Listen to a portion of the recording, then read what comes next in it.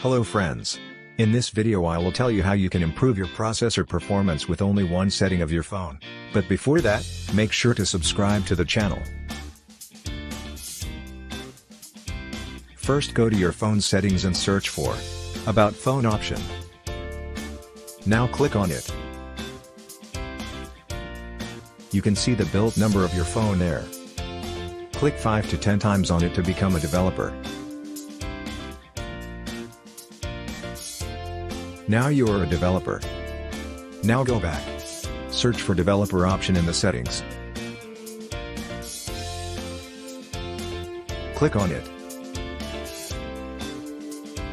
Scroll down until a setting named Enable GPU Debug Layers appears.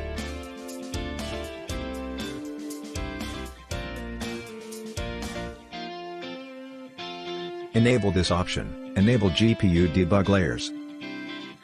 This simple setting will show a great impact on the performance of your processor, especially when you are gaming.